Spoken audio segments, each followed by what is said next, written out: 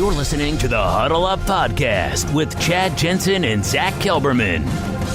Join Broncos Country's deep divers at milehighhuddle.com and sound off. And now it's time to drop some knowledge. Welcome in, everybody, to another edition of the Huddle Up Podcast, presented, as always, by Mile High Huddle and 24/7 Sports. I'm your host, Chad Jensen. With me, my co-host and partner in crime. He is your Denver Broncos reporter for 24/7 Sports. Through thick and thin, he is Zack Kelberman. Zack, dude, the play clock, that was at 0 on 3rd and 7 with 2:03 left in the game, but the refs let Pat Mahomes get the play off, gash the Broncos for 35 yards, which virtually guaranteed KC a touchdown instead of a field goal. What is it with the Broncos and shoddy refereeing? It's every single week they get screwed over. It's absolutely brutal, inexplicable, unacceptable. The NFL needs to take charge because the Zebras are really screwing the Broncos over every single week. We've both talked about this, about we're resistant to the idea of blaming losses on refereeing and officials, but it's kind of the same thing with this team right now. If any of you listen to the Joe Rogan podcast, he talks a lot about staying away from the I can't catch a break guy. Just don't let that juju into your wheelhouse. Stay away from the guy that's always complaining, I can't catch a break, always down on his luck. That's kind of how it is with the Broncos right now, is 2 weeks in a row, they just can't catch a break. But at the same time, as much as you can point to them, being on the losing end of some not so good officiating, Zack, they had a chance to put that game away themselves without any help from the refs, and they couldn't get it done. I'm of the mindset that you should never point fingers because you should not put yourself in a position where the referees determine the outcome of a game. Yeah, it was a bad call. Ejecting Philip Lindsay was a bad call last week, but like you said, they should have taken care of them. They should have won that game. That was a winnable game. For 3.5 quarters or so, the Broncos played a masterful game against the undefeated Chiefs. And even though the referees committed an error there, it falls on the Broncos for not executing. We're going to dissect this game from top to bottom. We got a lot to get to, obviously, today. But first, we got to just handle some quick business. Make sure you guys are aware and follow the show on Twitter at HuddleUpPod. Also, if you haven't done so, take some time. Go leave a creative review. Rate the show wherever you listen to the show, whether it's iTunes or Stitcher, iHeart. We love the engagement and the comments on YouTube, but also rate the show Google Play, Spreaker, wherever you're listening to the show. Just take some time. It's a huge way to help the show. Helps us to reach new listeners and grow. And also, find all of the applicable social media accounts on Facebook and Twitter for Mile High Huddle and 24/7 Sports. There's 2 Facebook accounts, there's 2 Twitter accounts, and then you can find Zack on Twitter at Kelberman247, myself at Chad and Jensen.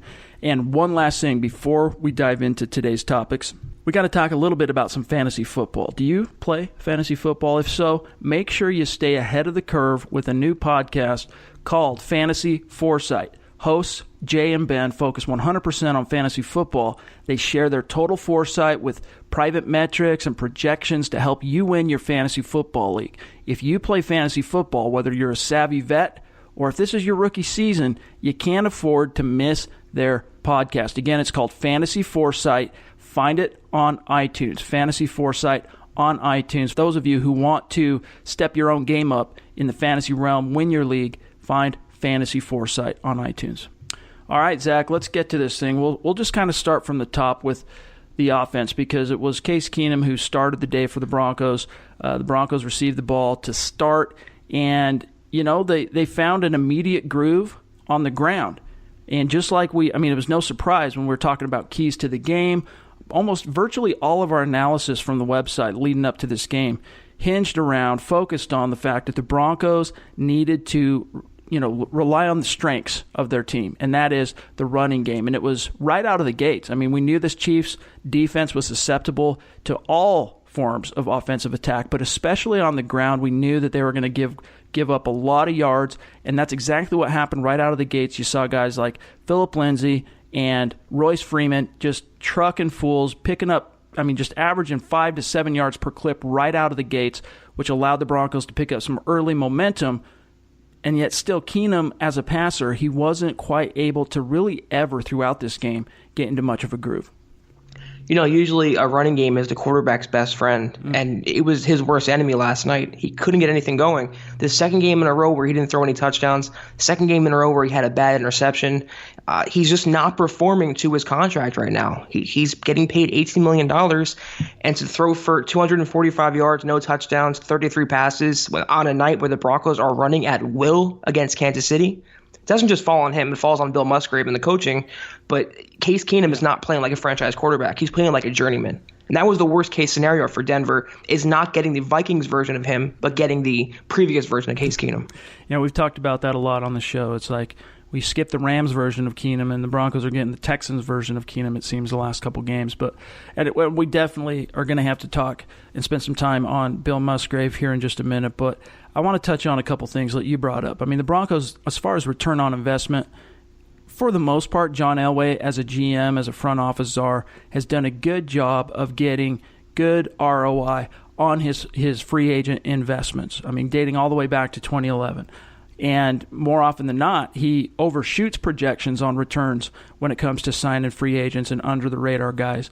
And when this signing was made back in March, it felt like this was a type of underrated pickup that could go on to be that type of a signing for the Broncos that could, overshoot projections and fly under the radar and do some good things. But through the first 4 games, Keenum is certainly not living up to it. The Broncos paid him $25 million guaranteed. Obviously, 2 years, $36 million, but $25 million of that fully guaranteed, and he's not getting it done. I mean, at the end of that game, with the Broncos down, they needed a touchdown, down by 4, time's running out, you got under a minute, and you're on third down, and the Chiefs just serve it up to you on a platter. They call cover 2, and Keenum does a great job of holding the safety in the middle of the field just long enough for DT to squirt past Skandrick there on the right sideline, and he overshoots it. Case Keenum is being paid. I mean, if Thomas catches that ball, if that's complete, if that's a competent quarterback completing an easy pass, that he walks in for a touchdown, game over, Broncos upset the Chiefs. It's a completely different narrative on Monday morning, but instead, he misses it, he fires high, and again, the Broncos are paying him this year $18 million to connect. We knew the margin of error, Zach, for this game was going to be next to non-existent. Now we got excuses from Case Keenum on Monday, making excuses. I'm going to have to look at the film. Patrick Mahomes didn't need any excuses, dude. He just found a way when the chips were down to get it done. That's a throw that a high school quarterback could make, let alone an NFL franchise hopeful. He was wide open to Demaryius Thomas, streaking down the sideline. And he wasn't even close. It was 3 yards out of bounds over his head. And I've seen people on Twitter blame Demaryius Thomas for his route running. That was not his fault at all. He was wide open. He did his job. And you made a good point that Keenum looked off the safety. He had him there. Yep. You have to make that throw. You have to. There's no question about it. Trevor Siemian would have made that throw. Maybe even Paxton Lynch. But for an $18 million a year quarterback, you have to do it. And Vance Joseph talked about Case Keenum making fourth quarter comebacks, but they played against weaker opponents. I don't think the Seahawks or the Raiders are that great. When the chips were down against the Ravens and the Chiefs, 2 elite opponents, Keenum hasn't performed. He's not living up to his money at all. He's been to this point, I would say going into this week, he's shown more good than bad, but now I think he's shown more bad than good. He's very disappointing to me. See, I think a guy like Case Keenum, this is our first opportunity for him in his brief, 6-year career to really be the guy. It's his first opportunity that the team's really showed a commitment to him financially, letting him know he's going to be the unquestioned starter. He's not really feeling any pressure behind him. And I think that pressure and that feeling of if I don't execute and elevate my game, I could lose my job at any moment. I think that's a huge part of the equation for Keenum. If he doesn't have that feeling of imminent doom lest I execute, we don't get the same player that you saw last year. I mean, last year I think there was a reason why the Vikings never named him the starter, because I think they understood somewhere that the psychology of Case Keenum was made up by this part of the equation being that he had to feel like his seat was hot. He had to feel like at any moment the team could pull the rug out from under him, and so I gotta lay it out on the line. And I'm not saying necessarily that he's complacent right now for the Broncos, but I think there's something to be said, Zach, for Case Keenum not really feeling any pressure behind him. And I don't say that to take anything away from Chad Kelly because, he came a long way in the summer as far as from being a complete non-factor third-string guy to winning the backup job. But let's face it, in this moment, he's not really pushing Case Keenum for a job. But should the Broncos, here's my question, should the Broncos find a way with Chad Kelly to put a little bit more pressure on Case Keenum, whether that means kind of subconsciously communicating the message by giving Kelly a few more extra first-team reps, let Keenum know that the Broncos are now having to think outside of the box. They're now having to consider other options because he's not getting it done. Do you think that can help make Case Keenum better, play with more urgency? That's a great, great point that you made. He's been fueled by doubt in his career. He's always been passed up. He's always been looked over. Like you said, he wasn't given a chance with the Vikings. They had Bridgewater. They had Bradford. He wasn't cemented as a number one guy. And he was fueled by that disrespect that he determined that he was getting. Whether he'd be pushed by Chad Kelly, I don't know that this coaching staff has the balls to do that. I just don't think Vance Joseph has the stones. He keeps throwing his support behind him and praising him, immediately backing him and supporting him and talking about his grit and his intangibilities. Intangibilities don't win football games. Production does. And his production has not been good enough yet. But yet on the flip side, they brought in a punter to push Marquette King, and Joseph has gone out of his way to rag on Marquette King and just completely exonerate Case Keenum. So should they give Kelly a few more reps? Would that help motivate Case Keenum? Maybe. But will it happen? I just don't think Vance Joseph has the guts to do that. I think he knows that Case Keenum is his lifeline to this job right now. If Keenum fails, it means the Broncos fail, and it means Vance Joseph is gone. So he'll keep riding with him until those wheels fall off. Yeah. And I think you're 100% right. Nothing's going to change in that regard. You're not going to all of a sudden see Chad Kelly get some, major uptick in reps in practice or anything like that, even though it might not hurt for someone to say to Case Keenum right now, someone, whether it's Vance Joseph or even John Elway, to call him upstairs and have a little heart-to-heart that, hey, look, dude, we paid you. This could have been a 3-4 year contract. You only got 2 years for a reason. I mean, there's a reason why it was only a 2-year deal. Let's not forget. Right. Yeah, you just made enough money to make yourself, your children, and your children's children wealthy for the rest of their lives, to never have to worry about money. But your career, you still got 10 years left in the tank. Everything goes good.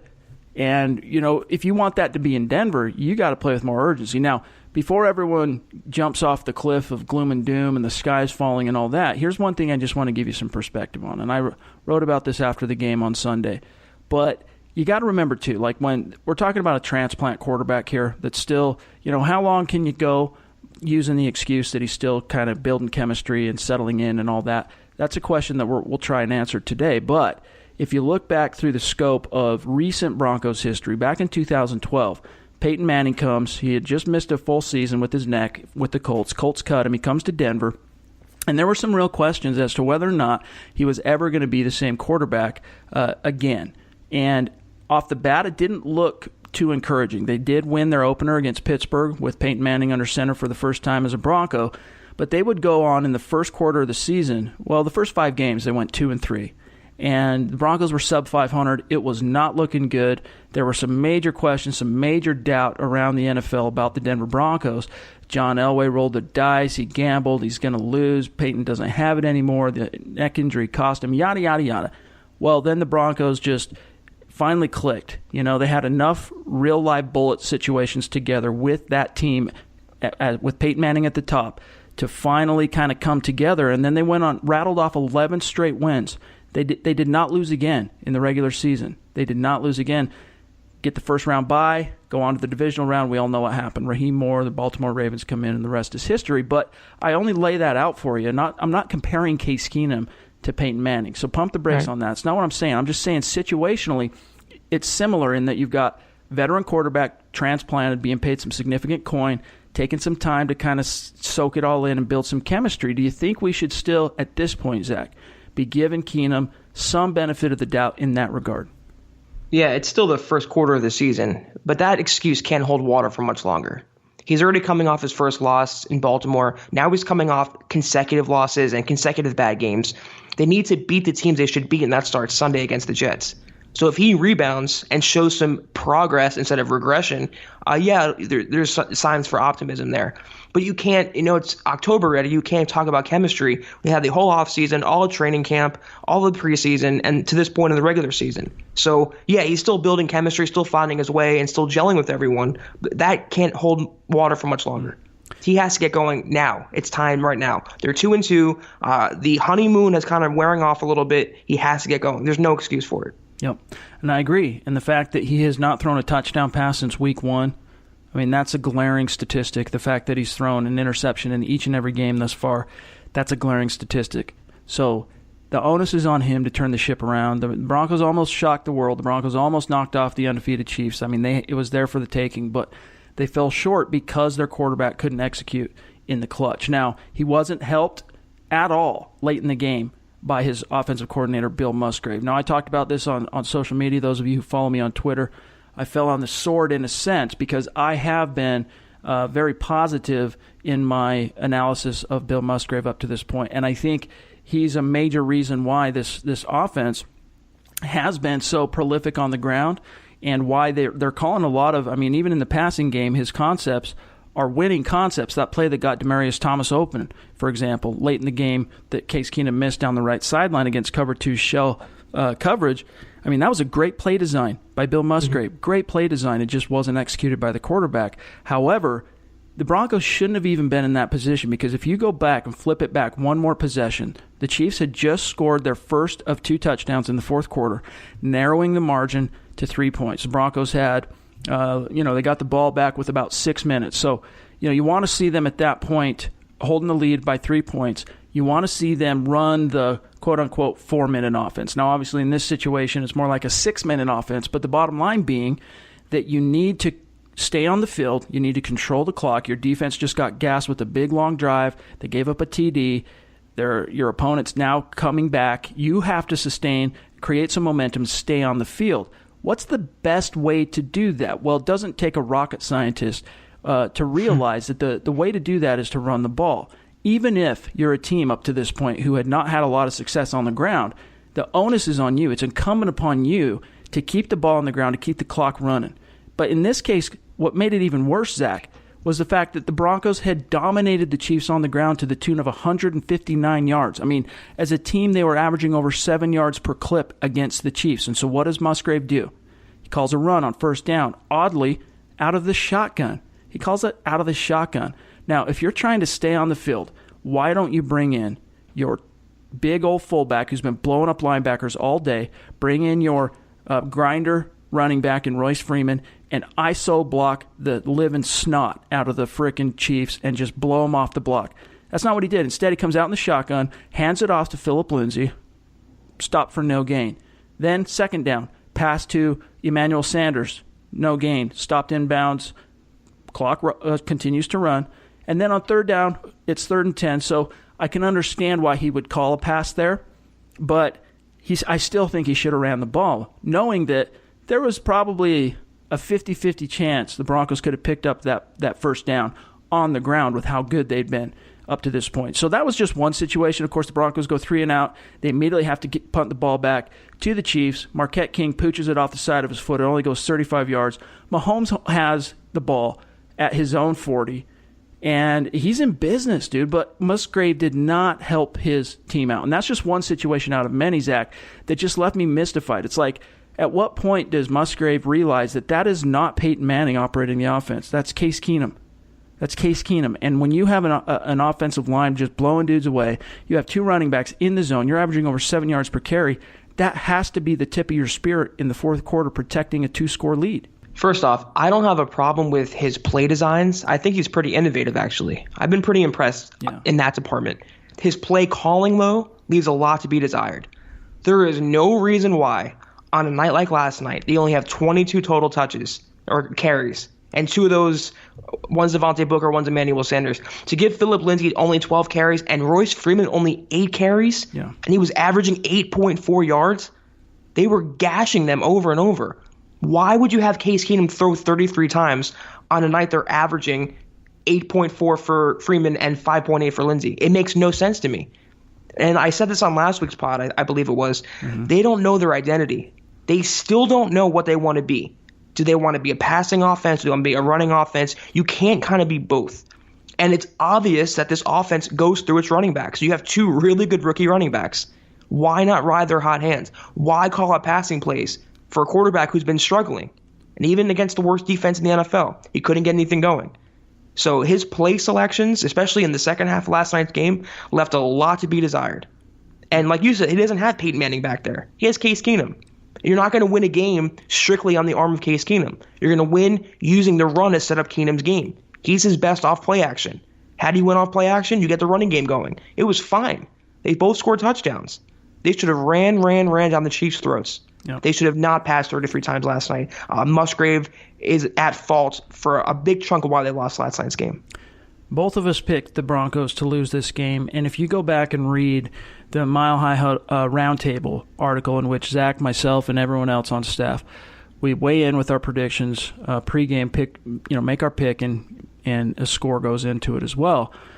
Both of us picked the Broncos to lose. Even though we saw a path to victory, we picked the Broncos to lose because this coaching staff had still not done enough to prove to us that they could have their team prepared and play to their own strengths consistently for a full 60 minutes. Now, going into week 4, we had seen that be a huge problem on the other side of the ball. Joe Woods designing game plans and calling plays that went against his own team's strengths. And it's just something that, all the off coverage, really soft in the secondary, not dialing up the pressure. I mean, you're not playing to your team's strength defensively.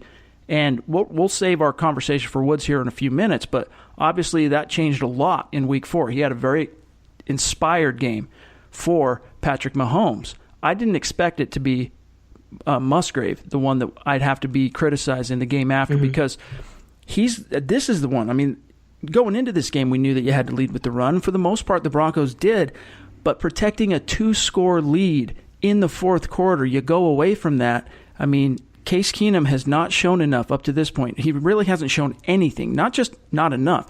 He hasn't shown you anything that should lead a coach to believe that I can put this on Keenum to move the ball in a situation in which we need to stay on the field, we need to chew up some clock, we need our defense to rest. There is no empirical evidence to suggest Case Keenum should have been given the opportunity to do that. It should have been the running backs continuing to lead the charge. And if you don't pick up 10 yards and 3 opportunities, fine, you punt the ball. But the freaking clock is moving. Yes. After each snap. It's just so frustrating. You got to wonder. And here's another thing that was interesting, Zach. Musgrave had, up to this point, as a Bronco, as from the time he was promoted to interim offensive coordinator up until yesterday, he had been a sideline coordinator. He was always on the field talking to his quarterback on the sideline. Last night, for some reason, he changed it up. He was in the booth calling that game from on high. So you got to wonder what precipitated that change. Yeah, the coaching staff must have saw something. Maybe they thought they can get a better vantage point being up high. But the thing with running the ball, too, is it keeps Mahomes on the sideline. If you're protecting a 2-score lead, 2-possession lead in the fourth quarter, salt away the clock and keep Mahomes watching you. Yep. Why put it on the hands of Case Keenum when your running backs are running so well? And I agree with you. Musgrave has been the strength among the Broncos coordinators. I like Tom McMahon too, but Joe Woods is definitely the weakest link. And I had a lot of faith in Bill Musgrave to have a game plan that would take advantage of the Kansas City defense. And to only put up 23 points, I thought that was a little bit of a letdown. Mm-hmm. I mean, there was points left for the taking there, yards left for the taking. Definitely. No touchdowns by their quarterback. 20 carries between your two dynamic rookie running backs. That play calling is so bad. Yeah. And it's you can't exonerate it. Yeah, after the game I wrote that, Keenum actually dropped back 37 times. Yeah, he had 33 attempts, but he was sacked 4 times.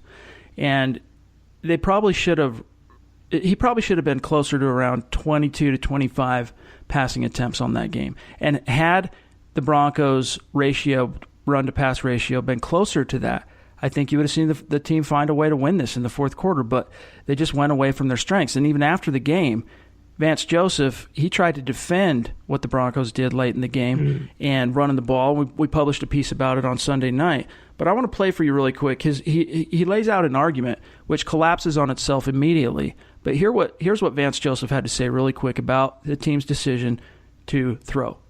Well, our offensive line's been really good all year, and both young backs. I mean, they ran downhill. They had 70-plus yards apiece.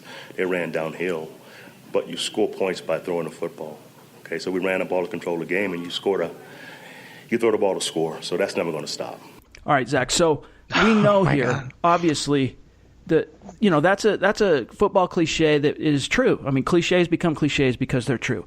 You run the ball to control the game. You pass to score. We get that. But at that point in the game, you're not trying to score. You're actually trying to control the game. Thus, you should have ran the ball. It makes no sense. He contradicted himself right away because they weren't winning the game with their passing game. Keenum had no touchdowns. And also, why would you want to drop him back and pass when he was getting sacked and hit constantly over and over again? Does he not see what's going on in the field? You win the game. This Broncos offense is built to win on the ground. They had 2 touchdowns on the ground, no touchdowns through the air. So I disagree with that. It was a major contradiction, like it always is with Vance Joseph. Yep. And it was kind of a quiet night for the receivers. Cortland Sutton targeted 6 times, 3 catches, 51 yards. He almost had a touchdown. Picked up a nice long, deep ball of 42 yards, and then also a timely pass interference that put the Broncos in business on the 5. Demaryius Thomas, Emmanuel Sanders, productive days in terms of targets. They both picked up 7, but they weren't really able to find much purchase with the ball in their hands. But Jeff Hireman, surprisingly, we were wondering what was going to happen with Jake Butt being gone. We knew, obviously, that Hireman was going to have to step up to the table. He tied for the team lead with 7 targets, hauled in 4 of them for 57 yards, including one of those daggers on that final possession that helped the Broncos, get into scoring position late. They ended up coming up short, but Jeff Hireman, I thought, played very well. My one gripe is this, Zach. 3 of Keenum's interceptions, he's got 6 on the year. 3 of them have come while targeting the tight end, and it was no different Monday Night Football here's the thing. He did throw that pick, and it was underthrown, and the DB of the Chiefs made a phenomenal play on that ball like it was just an acrobatic catch. And who knows how he hauled that in. That's on Hireman. Jeff Hireman's got to fight for that ball, dude. To. Eric Trickle talks about this a lot, that, Hireman's a guy that, as a tight end, as a passing target, he's the type of guy that if you don't put it right on the money, it's not going to complete. And we're seeing that. He's alligator arming it. He's not going for the ball. He's not attacking the ball. And I think in this case, it was an underthrown ball by Case Keenum, but Jeff Hireman is complicit in that interception as well. He has size and strength on the smaller defensive back. That was the DB's first interception of his career, I believe. How do you not fight for it? He was right. It wasn't that bad of a throw. I mean, it was a bad throw, but it wasn't terrible. A better tight end like Travis Kelce, Gronkowski, they would have made that catch. That was on Hireman to me. And he had a pretty good game, but he's still not showing what he could be, not living up to potential as a former third-round pick. I find it funny the Broncos waited until Jake Butt tore his knee to get the tight ends more involved. You want to see more from Hireman, but he should not be your leading receiver in the game. He's a good complementary piece, but as you've seen, when you throw him the ball, it's a 50-50 chance. He's going to make a good play, or bad things are going to happen. And last night you saw... That's 2 of Keenum's interceptions have come while targeting Jeff Hireman. So they got to be aware of that. Hopefully Hireman can learn from that. Before we move on real quick, though, let's talk about the offensive line. I think by and large, Zach, I was proud of and impressed by the Broncos offensive line, with the exception of early on, Garrett Bowles still struggling with the same old issues, and even Jared Veldheer giving up some pressure. The edges were a little bit loose to start the game, but then they kind of found their groove and put it together a little bit. Gave up some pressures late when the Broncos were having to throw. But I think overall, this offensive line, you got to be completely impressed with the way that Leary, Paradis, and McGovern are playing as an interior trio. McGovern was the best lineman according to Pro Football Focus in that game, the highest graded lineman. And that was very encouraging because he's in his first year as a starter. And Leary has Pro Bowl potential. The interior O-line was moving bodies. They were bulldozing Chiefs players, pancaking them like IHOP. It was very encouraging. Matt Paradis, what could you say about him? Iron Man center, the anchor of that O-line. But the tackles, though, they continue to bother me. And I was not surprised by Garrett Bowles. It's just looking like I don't want to say the buzzword just yet, but he's not getting any better. Yeah. Even with coaching, even with Chris Strausser going down to the field and working with him instead of being up in the box, he's tackling defenders, not just holding them. Yep. He's allowing sacks. He's getting blown off the ball. One of the commentators mentioned that his passing stance was off, badly off. And that can't happen. You're a former first-round pick in your second year as a starter. There's no excuse. Jared Veldheer, he played good to this point. He allowed pressure last night too. And then he got hurt. And his injury history, that was his downfall with the Cardinals and the Raiders, and it's popping up in Denver now. Yep. Billy Turner looked pretty good to me, though. They might have something there at right tackle. But on Keenum's blind side, Garrett Bowles scares me. He's just not getting any better. And he's not just allowing sacks. He's committing holding penalties. It's the worst of both worlds. I'm done making excuses for Garrett Bowles, and he's a guy that I have defended over the last year and a half because of, there's so much about his game that I do love. I love his passion. I love his physicality. I love his bully mentality. But his lack of mental discipline and his temperament are what is getting him in trouble. And really just an overall lack of football IQ and just knowing in a situation what you can and can't do. The Broncos tried to mitigate some of his struggles as a pass protector with the quick sets. So trying to get quickly set into his pass protection stance as a means of neutralizing some of the bull rush issues that he faced last year. But he's just forgetting his technique. And again, on Monday night, he stabilized, but there were still several plays that he took his man to the ground. One of them he was called for a holding penalty, but there was 2 or 3 others in which he could have been called, but they didn't. And so every time he's on the field right now, unfortunately, he's a risk. Like, you have to worry in key moments, is Garrett Bowles going to get flagged for some ridiculous lapse and penalty? That's an issue. But flipping it over to the other side, I'm with you on Billy Turner. Like, he looked really good. And as disappointing as it is to see Veldheer, who has played well overall, come in and struggle from the injury bug, it's that much more encouraging to see a guy like Billy Turner stop the gap and play really well at right tackle. And the last thing I want to say is Connor McGovern, do not sleep on this kid actually ending up in the Pro Bowl by the end of the season. I know that sounds like a hot take, but I'm telling you right now, he is playing at a very, very high level. And if the Broncos go on, and there's no reason to believe it's going to change, if they go on to be one of the top 2 or 3 teams, rushing teams in the NFL, you're going to see at least one of those interior offensive linemen make the Pro Bowl. And right now, it's looking like that's going to be Connor McGovern. It could be McGovern, Leary, Paradis. That interior O-line is the strength of them. It's no surprise. McGovern is probably the strongest player on the team. If you've seen his workouts, he benches like 700 pounds. He's just an animal. Yep. And you're seeing that in run blocking. And he's pretty good in pass blocking, but run blocking is his strength. And he was just mauling Chiefs defenders last night. So I'm glad for him. The Broncos made the right decision there, starting him and not moving him or signing another player, trading another player, drafting a player. Yep. They made the right choice with him. And I think for sure one of, if not 2 of, Leary, McGovern, and Paradis will get into the Pro Bowl. We still have a lot to get to. We got to talk about the defensive collapse in the second half, what we saw there. We got to talk about who needs to step their game up. We got to get to the Mile High Mailbag and exercise some demons. But first, we got to talk about the sponsor of today's show, Vivid Seats. You guys, we all love a night out, whether it's seeing our favorite band in person or being there in the crowd to cheer on the Denver Broncos or the Colorado Rockies or whatever your favorite team might be. With Vivid Seats, you can attend the concert, the show, the sporting event, whatever, of your choice at a great price. Vivid Seats is the top source for tickets for all the live events you want to go to. You can sort by price or look for seats in the section and row of your choice. To make things even better, Vivid Seats is giving listeners an exclusive promo code for new customers to receive 10% off your first purchase with Vivid Seats to save even more money. Here's how you do it. Go to the App Store or Google Play and download the Vivid Seats app. Use the promo code HUDDLE and you'll get 10% off your first purchase with Vivid Seats. I just used this myself. I capitalized on the sponsorship and having that code. One of my favorite bands coming to town, wanted to go see them. I thought, you know what, I'm going to download the app and see if it's available on Vivid Seats. Sure enough, it was. I was able to get that 10% off and get it cheaper there with more security than I could have found it elsewhere. Every purchase is backed by 100% buyer guarantee. That's what I mean by security. From the biggest concerts and games to the hottest theater and more, Vivid Seats has it all. So download the app, enter the promo code HUDDLE for 10% off your first purchase with Vivid Seats. You guys, make a memory that lasts a lifetime and let Vivid Seats help you get to your favorite live event.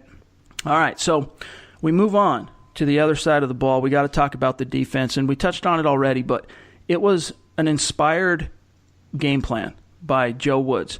And as much as that played a huge role in the equation for how effective the Broncos were for 3/4 of that game, I talked about this on social media. I talked about it in some of my written articles after the game too. But as encouraging as that was, the reason why the Broncos were able to be as effective as they were, Zach, is the defensive backs actually execute it. It takes two to tango in this case. You can't just have, some diabolical, excellent play caller, excellent game planning defensive coordinator, and then have a personnel grouping or have the actual players on the field fail to execute what you designed. And that's kind of what we'd seen through the first 3 games is, well, really, questionable play calling, yes. Questionable game plan, yes. But the players were not executing. And Joe Woods talked about it, defending himself early on in the week before the game.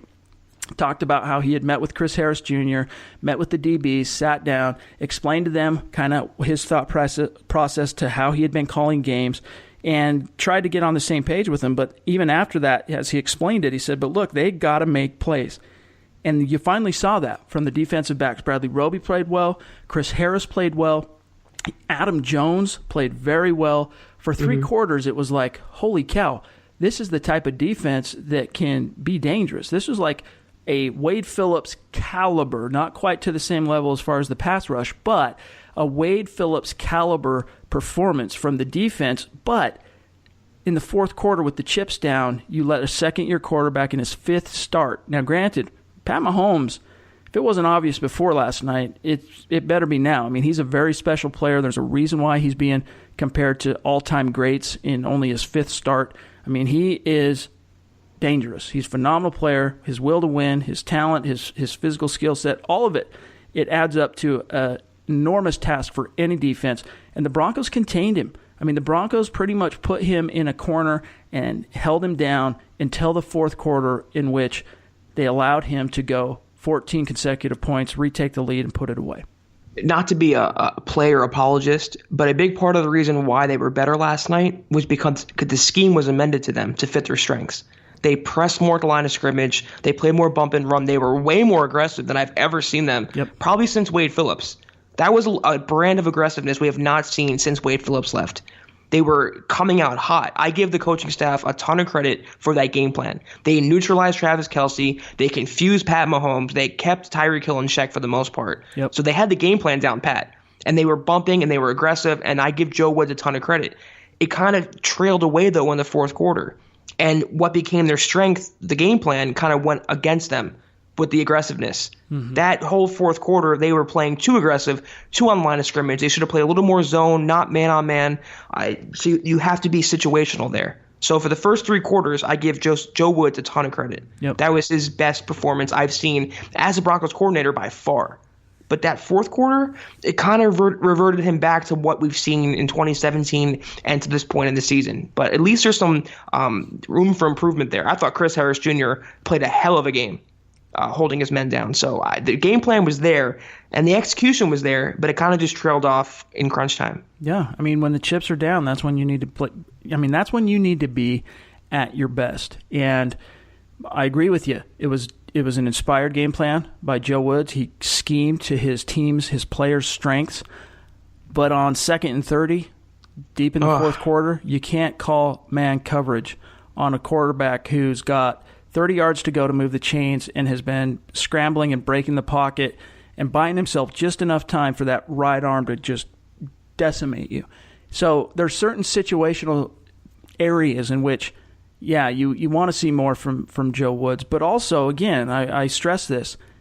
If I had to, you don't want to push, point fingers and play the blame game, so to speak. But I saw Denver's defensive collapse in the 4th quarter as more of a result of execution lapses than I did from Joe Woods losing out on it. Now, here's the thing, though.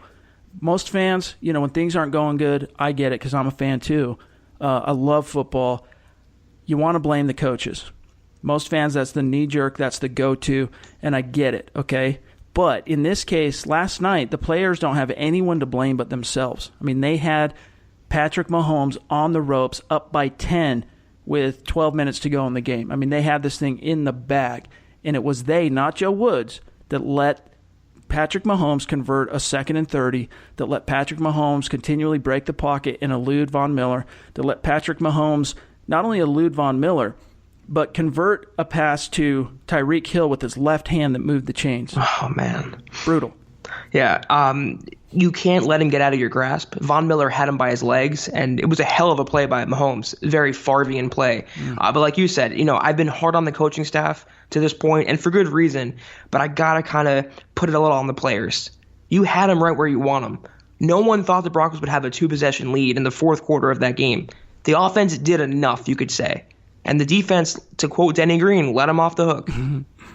The Chiefs. You have to play perfect football. And the coaches can only do so much. They're not on the field. And the players are on the field. They have to execute. You have to stick with your man. You have to match Patrick Mahomes down. The pass rush was mostly non-existent. And we'll talk about that in just 1 second here. But you got to do better than that. And you got to get him down. You can't let him break away. That's his strength. He makes plays out of nowhere. I mean, it turns your head how good he is on the run. Yep. But you can't. 2nd and 30 should never, ever, ever happen. And even Chris Harris Jr., he was mumbling that to himself on the way to the locker room yesterday. They couldn't believe it, but they have nowhere to point the finger but right back at themselves. If the Broncos weren't sure going into the game, they know now. The Chiefs, they are who they thought they were. And there's no getting around it. I was a little bit loath to jump on the hype train of Patrick Mahomes and the Chiefs. I was kind of slow getting there, but I can't deny it. He had the kitchen sink thrown at him on Monday Night Football. He had an opposing defense, a divisional foe who knows that offense very well, knows the personnel very well, play lights out and inspired for 3 quarters. And even in the face and the teeth of that level of opposition, Patrick Mahomes, he was the difference. He was the reason in which the Chiefs were able to mount that comeback and just storm back and win the game. So what do? Sometimes a player is just special, but let's talk about the pass rush. In fact, while we're doing it, we might as well get to the segment of Step Your Game Up, because Zach and I both are sharing a brain on who we believe is at a position or at a point in which they have to step it up. And both of us agree it's Von Miller. You got 2 games in which the Broncos have lost in a row, both of which Von Miller failed to tally a single sack. Now, in Baltimore, I think he came away with a single solitary pressure and 2 tackles. Monday night, it was, I haven't seen exactly yet what the advanced analytics say on pressures, and I have not had time to chart the game myself. So he might have, there were obviously times in which Von Miller was able to generate some pressure, but he just wasn't able to get home. And the biggest problem here, Zach, is that the Broncos are paying Von Miller $20 million a year essentially right now. And he said it himself last week. He expects to make game-changing plays every week. And yet, in the 2 games in which the Broncos have needed him the most, got off to a hot start, 4 sacks in 2 games, went into week 4 tied for the league with sacks, but yet again, completely shut out against a second-year quarterback and an opponent in which he knew, Von Miller, going into this game, there were going to be opportunities for him to eat because Patrick Mahomes, and we saw it for ourselves, he likes to hold on to the ball. So, you hate to hammer on a guy like Von Miller coming out of a second loss in a row, but there's no question he's got to step it up. And you know what I see, Zach, is probably one of the reasons in which the Broncos collapsed late in that game. Yeah, the pass rush wasn't able to get home, but on the field, I think the Broncos could have used some DeMarcus Ware caliber leadership of just galvanizing the troops, so to speak. Von Miller doesn't have that in him. He's a great figurehead. He's a great face of the team and all that. As a leader, he's just nowhere near the charisma. He's nowhere near the accountability and the it factor that a guy like DeMarcus Ware had for his entire career. And I think that was the missing ingredient. It's one of the reasons the Broncos, they started giving up ground and there was no one to really recenter them and galvanize them and give them confidence that they could stop this team from coming back on them. Big-time players make big-time plays in big-time situations. Yep. And he's been nowhere to be found against quality opponents. Now, to in his defense, Mitchell Schwartz, the Chiefs tackle, has traditionally and historically done well against Von Miller. I don't know why. He just has Von's number. Yeah. But he wasn't even on the field a lot. He was on the sideline for most of the night, or it seemed that way. Mm-hmm. Bradley Chubb played more snaps than Von Miller last night. That, to me, falls on the coaching. That should never happen. Why not put your your best pass rusher, the best edge rusher for my money in the NFL on the field at all times. Was he tired? Maybe. Was his asthma kicking in? Maybe. But he was nowhere to be found, sometimes literally. He was getting checked for an injury.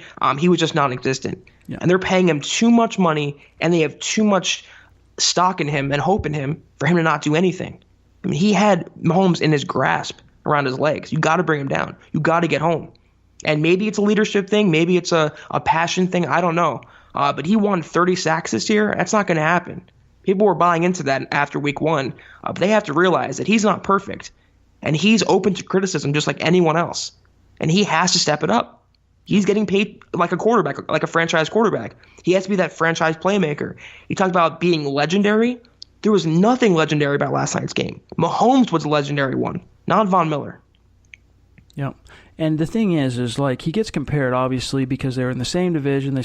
For a long time they play the same position, but Von Miller and Khalil Mack are always going to get compared to one another. And Von Miller has had stretches in which he's been able to be that game wrecker in the clutch, like his streak in 2015 in the playoffs in particular.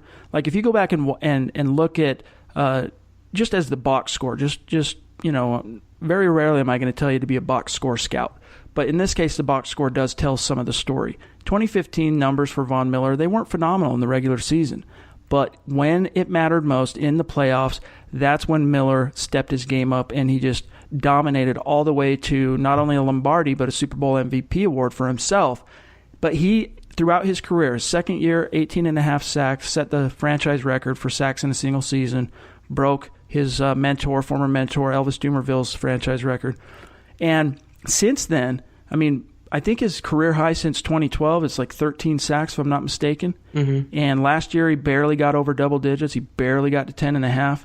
And so my biggest gripe with Von Miller is in comparison to Khalil Mack, I honestly think Von Miller is a more balanced and well-rounded player than Khalil Mack. I think he's more dominant against the run, and he is easily the most explosive edge rusher in the NFL. But I think where the roads diverge between he and Khalil Mack is I think Mack has a little bit more of a knack, and I know people are going to be screaming in their cars right now listening to this, but the truth hurts.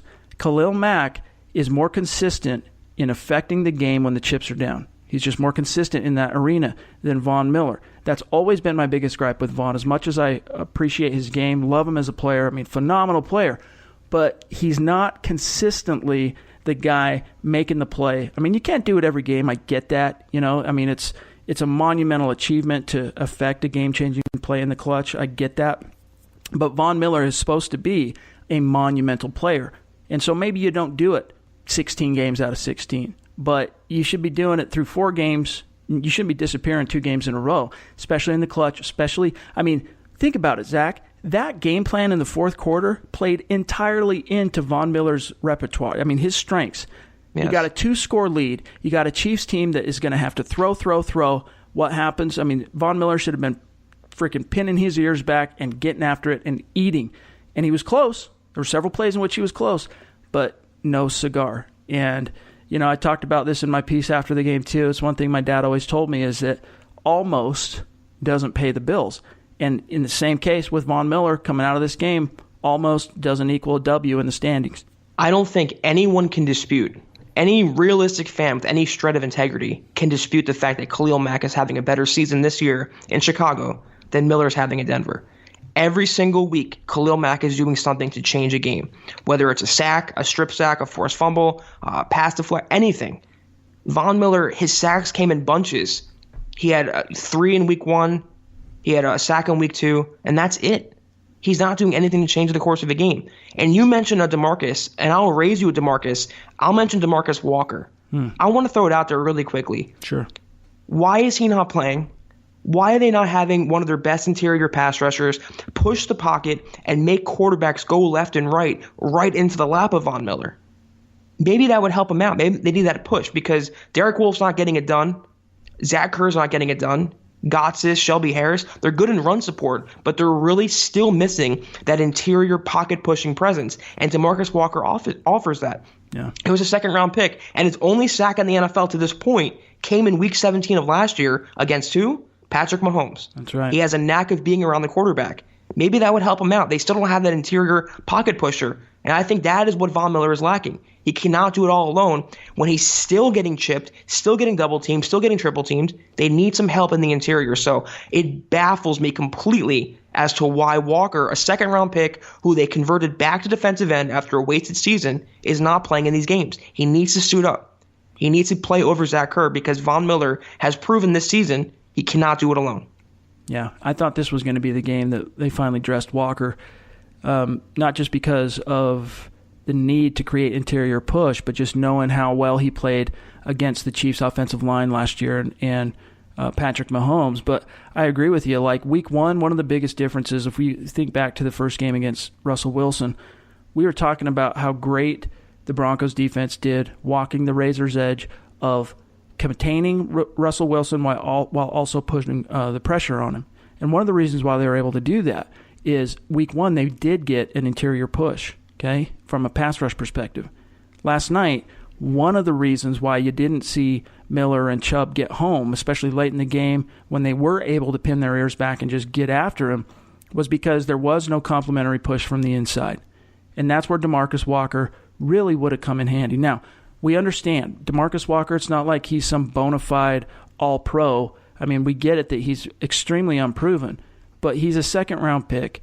And I get and I understand that at this point he's obviously not doing enough behind closed doors to impress his coaches, and it's a very deep group, the D-line. But certain games, I mean, this was the type of game in which he was made for. I mean, that's why you drafted DeMarcus Walker, and he has at least the skill set right now today to come in late in a game and rush from the three-tech, rush from the interior, and just get after the quarterback, just pursue. And they could have used that athleticism. They could have used his inside swim move that he has patented. They could have used that, but unfortunately, he didn't dress. He had to watch from the sidelines as a spectator. But I agree with you on that, Zach. It's getting to the point now, 4 games in a row, he hasn't dressed. At what point do you dress DeMarcus Walker? Are you going to completely scratch his sophomore year as a pro? I mean, he might not be a proven Pro Bowler, but he's also a second-round pick. He's not some 6th or 7th rounder undrafted free agent. You invested a premium draft pick in this guy. You wasted his full rookie season by moving him to outside linebacker, which is one of the stupidest experiments they could have done. Yep. And then have him lose all that weight back again, move him back to defensive end, his natural spot, and then to not play him? I thought week one, it was a game plan-oriented move. I thought, okay, maybe Russell Wilson's a pocket passer, he's a mobile passer. They want, it was a game plan-specific thing. But then when he didn't dress against Derek Carr or Joe Flacco, 2 statues in the pocket, that red flag kind of went up to me. Yep. And I don't know what it is. The only thing I can presume, because I get this question a lot on Twitter, on Facebook, why isn't he playing? The only thing I can think of is that he's not showing enough on the practice field or in the classroom. Yep. He's not a favorite of this coaching staff for whatever reason. They like Zach Kerr over him. But why waste another year? And he's unproven because he's not given a chance to be proven. Dress him, let him play. Maybe he'll do something, maybe not. But you'll never know unless you play him. It's just baffling to me. I agree. It is a unique situation, and I've run out of answers for people who are asking why DeMarcus Walker isn't playing. We don't know. And there's some questions about it in the mailbag, which we're going to get to here in just a second. But before we get out of here on the defensive side of the ball, the one thing I want to touch on is there's some fans that are kind of knee-jerking over the fact that the Broncos gave up 142 yards on the ground. And I see it, though, here's the thing. I see that as more of an outlier because the team was so zeroed in and focused on stopping Mahomes and stopping Kansas City's passing weapons. I mean, that's what's so phenomenal. I mean, that's why Kansas City's a bona fide Super Bowl contender this year, is because offensively at all 3 levels they have weapons to gash you. So you can sell out like the Broncos did last night to stop the quarterback and to stop the passing weapons. And if you do that, Kareem Hunt is going to be able to gash you on the ground more often than not. And that's exactly what was able to happen there. The Broncos had to pick their poison, and it just happened to be on a night in which Kareem Hunt was feeling his oats. He was like, you know what? Yeah, you're gonna sell out to stop the pass. I'm gonna eat today. And he had himself a game. He was great. But I don't think it's anything to write home about. It's nothing to worry about. It's going to hurt the Broncos short term in the overall league rankings against the run. You're going to see him drop a couple of notches in the rankings. But it will average back out to the mean by the time the season is over. This team is very good at stopping the run, and it's not every week, Zach, that they're going to face a unique opponent like Patrick Mahomes. Can I just say, though, as a football fan, how fun it is to watch an Andy Reid offense? He gets killed so much and criticized for his clock management or whatever, but the play designs and his formations and his motions, it's just so fun to watch. Yep. And I'm saying that as a true diehard fan of football. And he'll never show you the same look twice. He schemes around your weaknesses, and he just does these things that it just goes beyond anything you've seen in the NFL. And you can't stop everyone. Like you said, you hit it right on the head. They focused on stopping Travis Kelce, an all-pro tight end, Tyreek Hill, and they did that, and Mahomes, for the most part, for three quarters or so. You can't stop everyone. You can contain them. And I'm not worried about them in run defense. That's the one area of that defense I'm not concerned with. So they kind of – it's like when you want to give some yardage up, you don't want to give the touchdown up on any given play. That's what they did with Kareem Hunt. Okay, you can have your game.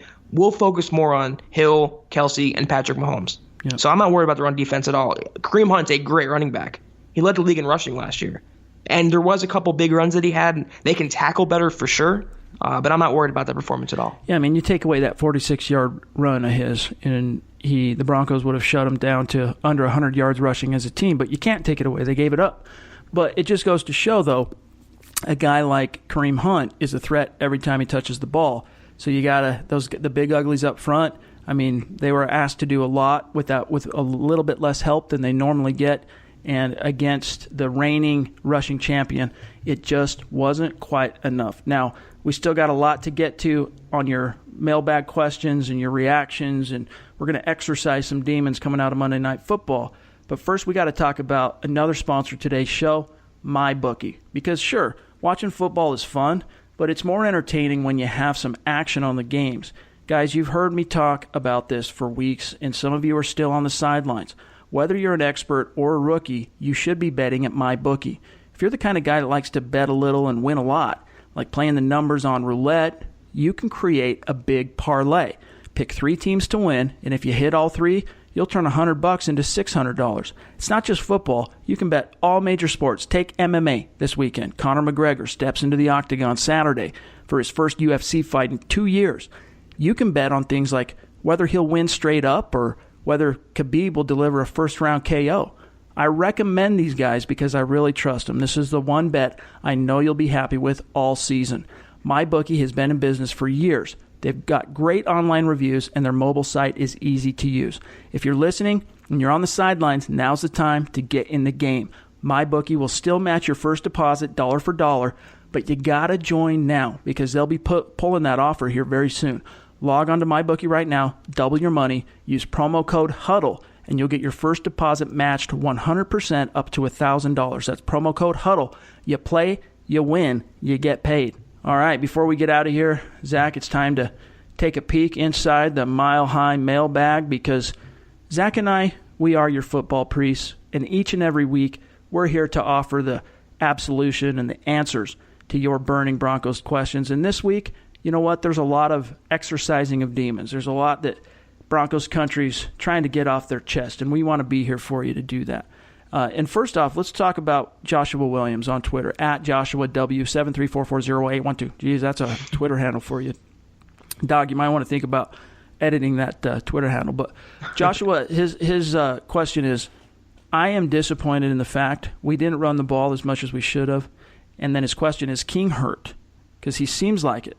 I also wonder why DeMarcus Walker isn't getting his fair shot. We've already touched on the Walker thing.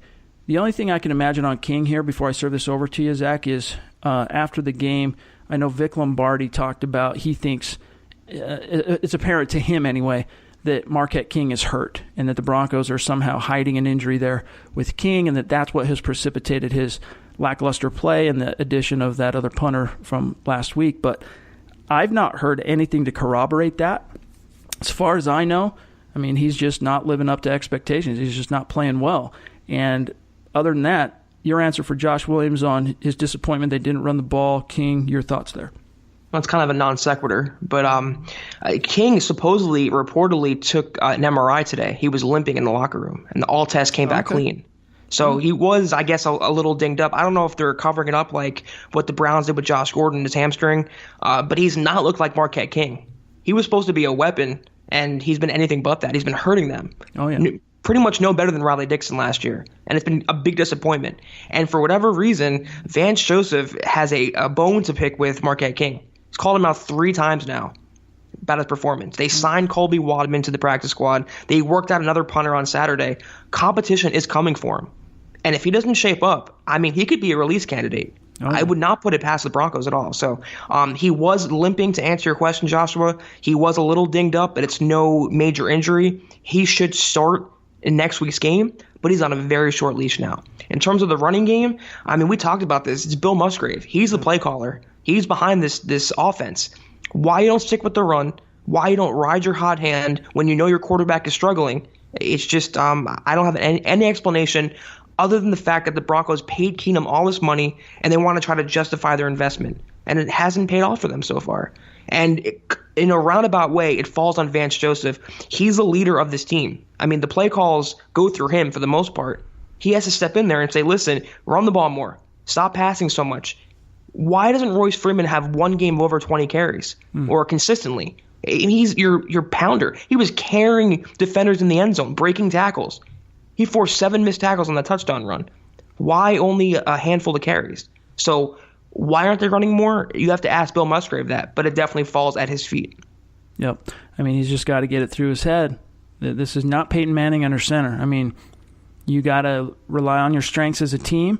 And right now, Case Keenum, it's not like he's some major liability out there, but he's not the tip of the spear. The tip of the spear is Phillip Lindsay, it's Royce Freeman, and the big uglies that are just blowing dudes off the ball. So, yeah, until Bill Musgrave really gets that message and it sinks in, we're probably going to continue to scratch our heads wondering why, Royce Freeman's getting less than 10 touches a game.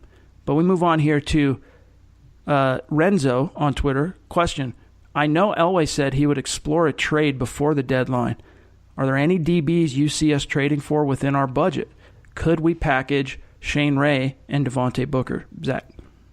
I answered him on Twitter, but I'll say it again. I don't foresee any major trades before the deadline. I think the Broncos want to give a chance of all their cornerbacks getting together. Brock back from injury. Pac-Man Jones played pretty well last night. He's back healthy now. And Chris Harris Jr. and, of course, Bradley Roby. I don't see any blockbuster trades. They could package Shane Ray. Devontae Booker's out of the question because the Broncos are still high on him. He played the second most snaps in yesterday's game. So they still have a role for him. Shane Ray is a trade chip, but I don't think that's going to happen. Yeah. The 2 names you could talk about are Darius Slay and Patrick Peterson. It's just not a financially sound move. It's not financially feasible. They have huge contracts. You have Chris Harris Jr. counting over $10 million against the salary cap. You have Bradley Roby in a contract year. You drafted a 3rd-round cornerback. I mean, you've invested enough. And it makes no sense to trade for a guy with a massive contract. They're not one player away, in my opinion. Yeah. So I don't foresee any moves happening. You never put anything past John Elway at all. The trade deadline is the 30th. There's still some time there. But I do believe they want to see all their cornerbacks healthy and see what they can do with an amended scheme.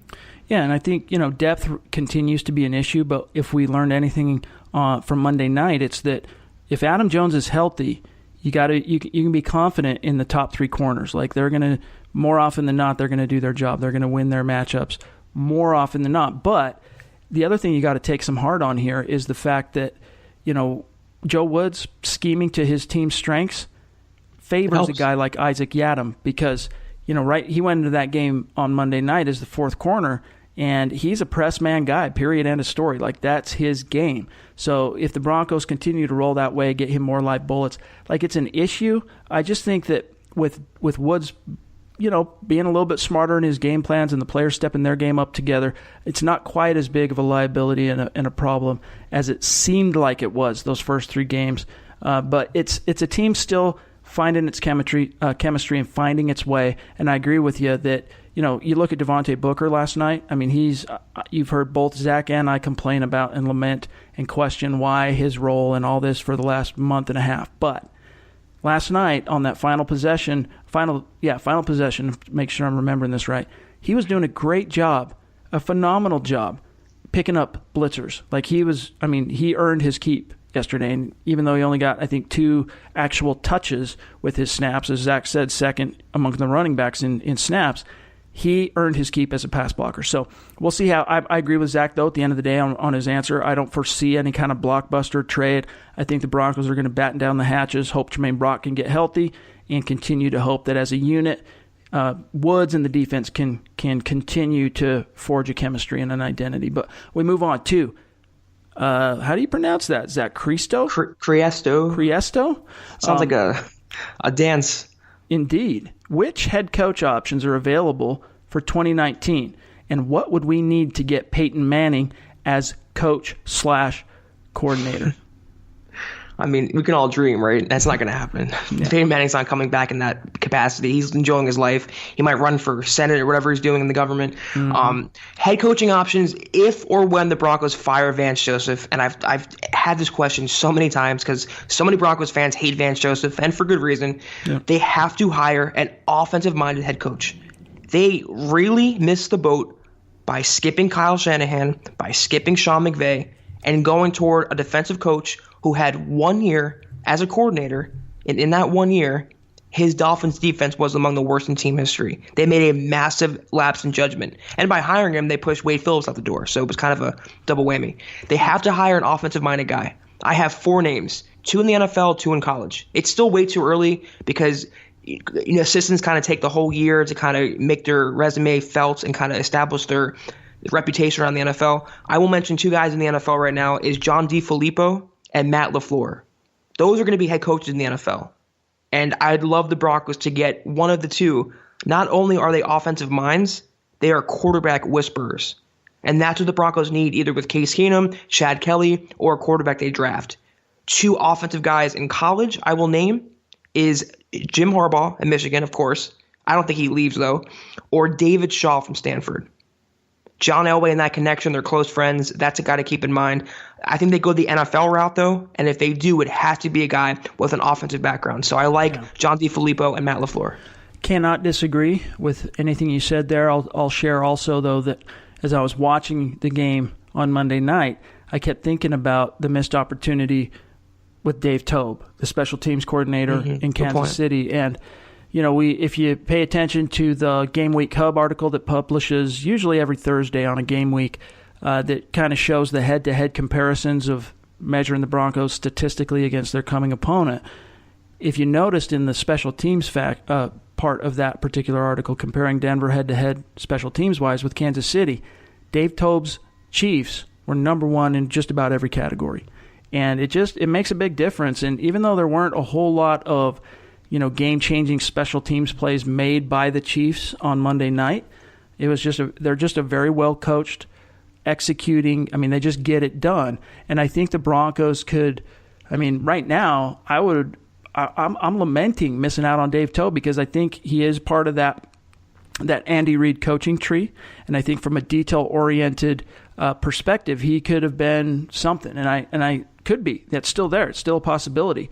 I think that if the Broncos end up going for another head coach here in the near future, you got to take a hard look at Dave Toub because you had Doug Peterson go leave the tree from Andy Reid and go win a Super Bowl in Philly, and you got to wonder if Dave Toub can rekindle some of that same magic because they're good at what they do. If there's anything you can say about the Kansas City Chiefs, it's that they are always well coached under Andy Reid. So you got to like Dave Toub as another possibility moving forward. Just something to keep an eye on. But we move on to our final question. Oh, we got a couple more. Stuart Roach, question. If the Broncos lose, say, 3 out of the next 4, is that it for VJ? And if so, who are we looking at as interim? Now, Zach and I touched on this just before we started recording this episode, that obviously the interim would be Bill Musgrave. He's an Elway guy. He's a Kubiak guy. The front office loves Bill Musgrave, and I think VJ does too. That's one of the reasons why he was promoted to permanent offensive coordinator. But I think if VJ gets the axe, Zach, it's going to be Bill Musgrave as the interim. But what's your question on if the Broncos lose 3 out of their next 4? Is that it for Vance Joseph? Because you got the bye week at, week 10? So your answer for Stuart. Yeah, if they lose, let's say 4, that means they lost 6 in a row. And any extended losing streak after last year, when they lost 8 in a row, it's going to do it for them. I thought he'd get the whole year, and then they'd make a decision at the end of the year. But if they lose to the Jets on Sunday, a team they should dominate, and if they lose 6 in a row going into the bye, that's the time when you make a change. And they did it with Josh McDaniels. They fired him midseason, and Elway's given Joseph enough rope publicly and privately, and he's allowing him to hang himself. And if they lose 6 games in a row, I think he is gone during the season. And I agree with you that Bill Musgrave would be the interim. Yeah. If they lose Sunday, his seat gets really, really hot. If they lose 4 in a row, it's on fire. And I don't see how you can keep him with the fan morale already down and it coming off last year. I don't know how they don't make a move with a perfect week 10 bye week and then finish off the year with an interim like Musgrave. Yep. Week 10 is kind of the window to keep an eye on this situation. And obviously there's a lot of football to be played between now and then. But if the Broncos get to 3 losses in a row, I agree with you on that, Zach. For the listeners, that's when you got to start really noticing the heat rising on Vance Joseph's seat. And it would not shock me if the Broncos between now and Week 10 lose more games than they win. It would not surprise me for to see the Broncos make a change, because Elway was basically looking for a reason to do it at the end of the year. He ultimately chose, after sleeping on it, to retain Vance Joseph. But a big reason for that, I think we can all be honest with each other on this, was avoiding the perception that he's a coach killer. So it wasn't necessarily some huge vote of confidence in VJ or some belief in the guy we hired and, sentiment. It was an ego move. It was an ego move. It's self-preservation in a sense. And so I don't think there's just, there's not some massive barrier separating VJ from where he's at now in the unemployment line. So as Zach's talked about on this show multiple times today, it's incumbent upon the Broncos moving forward to win the games they're supposed to win. And like the game on Monday against the Chiefs, at least be in the game when the chips are down and have a shot to win.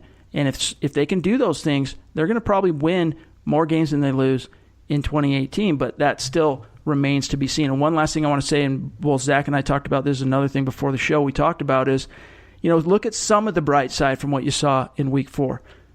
Zach and I both agree that aside from Week 2 of last year against the Dallas Cowboys, that was probably the best, most well-coached game plan you've seen from Vance Joseph as head coach of the Denver Broncos. So there is some bright side, there is some silver lining. So just keep that in mind moving forward. All is not lost. We're 4 weeks in. Let me just say one thing about this real quick. The only thing, this is my opinion, the only thing that would ensure Vance Joseph of returning for a third year, guarantee it, is a playoff berth.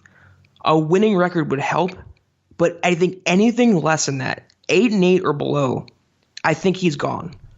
So if they lose 4 games in a row, I think it's more probable than not they would fire him. The only thing saving his job for sure for a third year is a playoff berth, because they can't justify keeping him around with this talent, the money they spent, all these investments. So they even if he gets the rest of the year and they finish 6-10, let's say 7-9, I think he's gone anyway. Yeah, and I agree with you. And that kind of ties into our next question from Dylan West. What is a realistic ceiling and floor for this team? And when would Keenum be pulled? In parentheses, obviously not now, too much money and not performing as terribly as it seems. Your answer for Dylan West on the realistic ceiling and floor for this team. Before the season, I thought 9-7 would be the ceiling. Maybe if the stars all align, 10-6, but that's not happening. I don't think. I think 9-7 is a good record for them. It's a 4-win improvement, and they still have holes throughout their roster and the coaching staff. The floor, it's got to be 5-11, maybe 6-10. By virtue of having Case Keenum under center, or theoretically, because he should be an improvement, that should give you a couple more wins. Right. And it already has in the first couple of weeks. I think anywhere between 7-9 to 9-7, that's the ceiling, that's the floor and the ceiling. In terms of Case Keenum, though, it's going to take a lot, I believe, for him to get yanked. Mm-hmm. Like I mentioned already, I think Vance has all his hope in him, and he's tied to him. Because if he gets pulled and Chad Kelly comes in and Kelly bombs, let's say, that team is going to start losing. If they're losing, that means Vance Joseph is probably gone. So the way that they've talked him up, both Elway and Joseph, I think Keenum has a very long leash. It would take multi-interception games, I believe, for Keenum to get yanked and to put Chad Kelly in there and have Kevin Hogan as the next man up. So I think his leash is pretty long.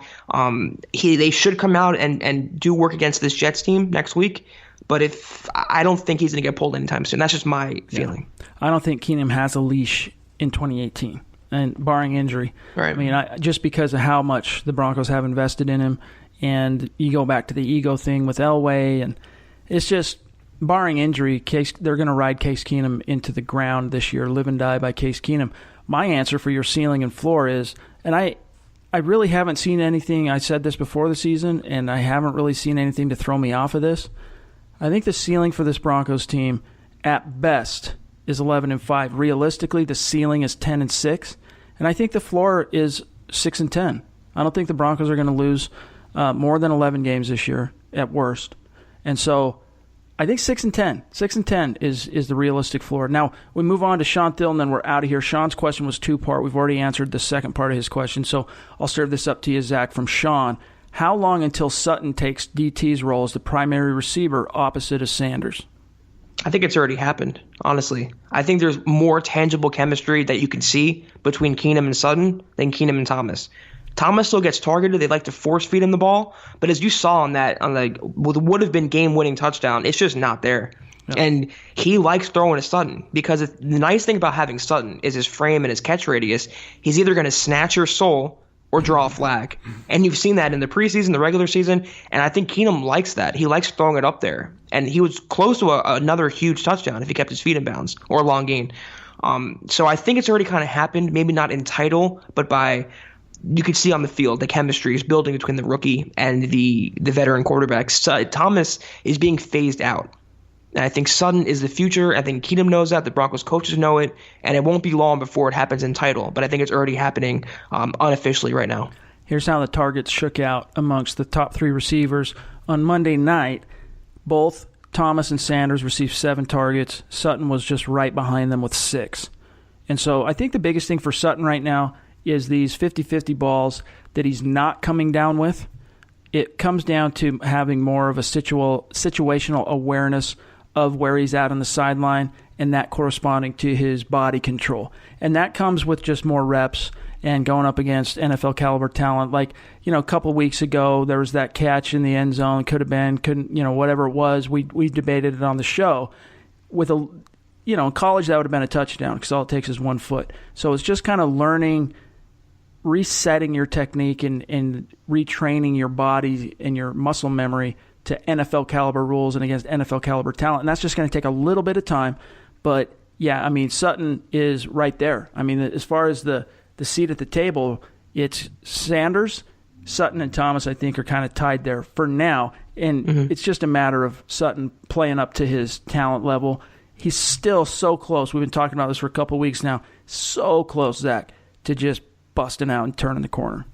What's encouraging about Sutton, though, is even when he lands out of bounds, he's still making clear possession of the ball. Yep. Yeah, he's gripping it, and he has those iron hands, those big, strong hands. So that's very encouraging. Once he learns, like you said, where the sideline is, gets a little more comfortable, he's going to be a star. Yep. He's the next Alshon Jeffrey, Brandon Marshall, the next number 1 for this Broncos offense. So the upside is there. You're starting to see it kind of come out, and it will not be long before he overtakes Thomas as the bona fide big body possession receiver. There's a lot to like about him. It's neither here nor there, but the receiver, the best Bronco receiver I've ever seen in terms of body control and awareness was Brandon Lloyd. It was a very short tenure in Denver, and he had that one phenomenal Pro Bowl season, over 1,400 yards receiving, but that dude was the epitome of body control. But hey, you know what, guys? Listen, your Denver Broncos through the first quarter of the season are 2-2. So they're treading water in terms of expectations, and they're building chemistry, they're building grit, they're building experience together. It's a collective process in which they're still relearning how to win, coming off just a disappointment of 2017 that was very traumatic to the organization, to the players, and the guys who had been around here since the Super Bowl. And so, it's going to take a little bit of time for this team to really galvanize around each other, forge identities on both sides of the ball, and start really playing the type of complementary football that results in consistent wins week after week. So it's still early. Don't jump to too many conclusions. Don't knee-jerk. Resist that in the media right now. But that's all the time that we got for you today. Your Broncos are 2-2. Hang in there. You can find my partner, Zack Kelberman, on Twitter, @Kelberman247, myself, @Chad and Jensen, and make sure you are subscribing, you guys, no matter where you're listening to the show, because as you can tell, you never know what's going to happen game in and game out. It's going to be a heck of a season. You're not going to want to miss a single episode. For Zack Kelberman, I'm Chad Jensen. We'll talk to you soon. You've been listening to the Huddle Up Podcast. Join Broncos Country's deep divers at milehighhuddle.com to keep the conversation going.